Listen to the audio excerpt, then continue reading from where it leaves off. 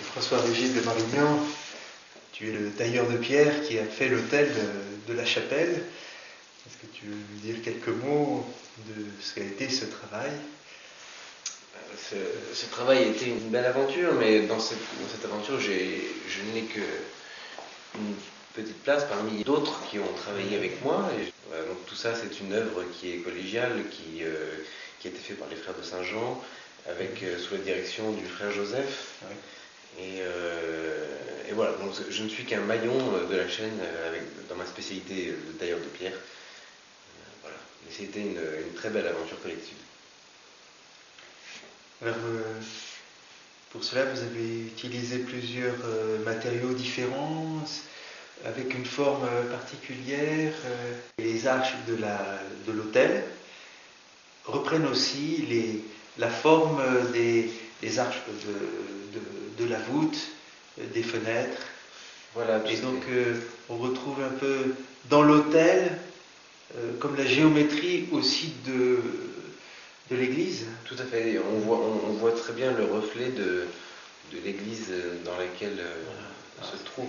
Très symbolique, hein, parce que le Christ, c'est l'autel, son sacrifice, mais le Christ total, c'est aussi l'église. Et donc, qu'il y ait cette correspondance entre l'autel et la chapelle, l'ensemble de l'architecture, et ça donne quelque chose aussi qui a une belle signification. Tout à fait, oui. On le ressent très bien, oui. C'était quand même une prouesse technique d'allier, d'ajuster toutes ces pièces, de les poser pour arriver à ce que ça tombe. La difficulté, il y avait une vraie difficulté technique qui était un petit peu hors du commun. C'était ce plateau, ce grand plateau qui devait s'ajuster parfaitement avec les 8 arcs parce que chaque arc se finit dans le plateau et donc forcément il y a des raccords de courbes, ça donne 16 raccords de courbes et si on commence à avoir des décalages et à additionner des décalages, on peut très bien vite aller à la catastrophe. Donc il a fallu prendre beaucoup de précautions et bien réfléchir au problème. Et finalement les options choisies ont été plutôt payantes. Oui, je crois que voilà, ça donne un ensemble magnifique et cet hôtel s'intègre parfaitement dans la chapelle tout en étant en ressortant bien du fond de la chapelle qui est blanc crème,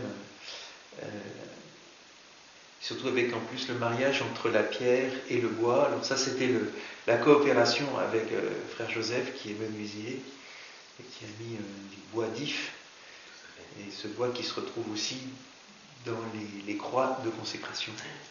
Oui, ça donne une touche un peu chaude qui est vraiment remarquable. Merci pour toute cette dimension que tu as donnée, qui est vraiment une dimension à la fois de travail, mais un travail qui est au service de la gloire de Dieu. Merci de m'avoir porté. C'était vraiment extraordinaire de se sentir porté par toute une communauté.